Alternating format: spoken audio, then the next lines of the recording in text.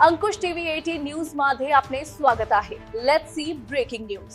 नाथा भाऊच्या घरात रक्षात आहे, मग रोहिणी येत आहे.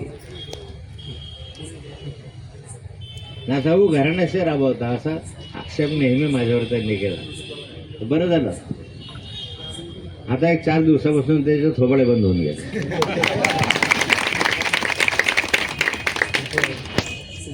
सावकारे साहेबांकडे तर त्यांच्या पत्नी आल्या. तिकीट कुणाला? सावकारे साहेबांच्या बायकोला. ते मंत्री आहेत, तिकीट मंत्र्याच्या बायकोला आहे. जामनेरला गिरीश भाऊ मंत्री आहे, 15 वर्ष झाले. आणि मला म्हणतात तुमच्या घरामध्ये घेडवता, कुटुंबात ठेवता, तुमच्याकडे राहता, हे राहता, तुमच्या घरातले घराडे सही आहे. मग आता हे कोणती सही लागली? आमच्या साधनाताईंना तुम्ही त्या ठिकाणी बिंदूवर जोडून आणलं. घराने सही आहे की नाही? मग पुढे गेले 40वाला मंगेश चव्हाण, त्यांनी त्यांच्या पत्नीला तिकीट दिलं. मग ही घराने सहीच आहे. त्याच्यानंतर आलो आपण किशोरप्पाकडे पाचोऱ्याला. त्याही ठिकाणी त्यांनी त्यांच्याच बायकोला तिकीट दिलं. मग तुम्ही सर्वांनी माझी टिंगल केली इतके दिवस. मी तर खरं म्हणजे 40-50 वर्षाची माझी मेहनत आहे, माझी तपश्चर्या आहे. तर तुम्ही जे घडले ते माझ्यामुळे घडले असं चित्र आहे. आणि माझ्यावर टीका करत होताना, घराण्याशीचा आरोप करताना आत्ता कुठे गेले तुम्ही? महाभारतामध्ये नाही काय तुम्हाला,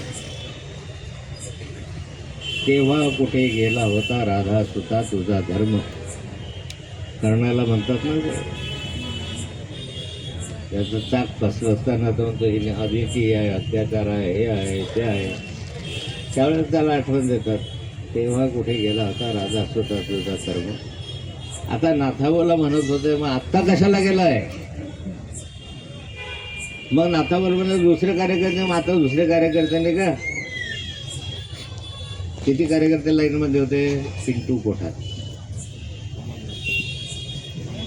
आणखी प्रमोद नेमाडे, अजय भोळे, पुरुषोत्तम नारखेडे. म्हणजे 4 जण असते. ते कोणी येऊ नये, ते यशस्वी झाला. बरं झालं यशस्वी झालं, त्यामुळे गायत्री तरी पुढे आली. असं होत नव्हतं की आमच्या घरामध्ये यशस्वी झालं म्हणजे आमचं बायकोच होईल. तुमच्या घरातलं एक सामान्य कुटुंबामधली एक चांगल्या शिक्षित अशा स्वरूपाची महिला गायत्री बंगाळे गौर या ठिकाणी त्याच्या आहेत ना. आता भाषण ऐकलं की नाही, तिथं महिला मागे आहेत का भाषणात? पुढे आहे. ते डेअरिंग आहे, ते असते डेअरिंग आहे. या भुसावळ नगरपालिकेचा कार्यभार उत्तम रीतीने ते चालवू शकेल.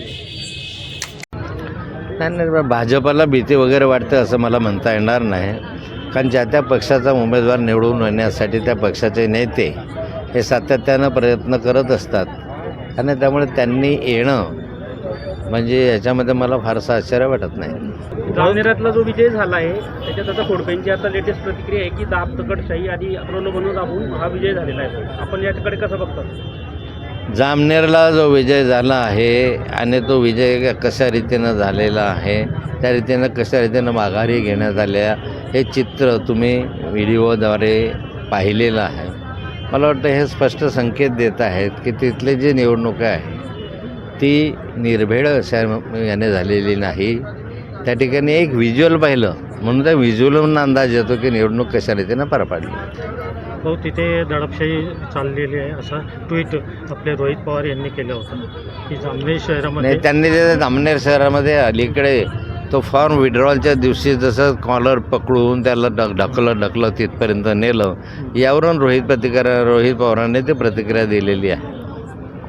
की बुवा जात आणि पैसा पाहून तिथे उमेदवारी बदलण्यात आली आणि आपलाही उमेदवार खूप आहे. आपण कसं बघता या सगळ्याकडे? आता भाजपचा अंतर्गत प्रश्न आहे.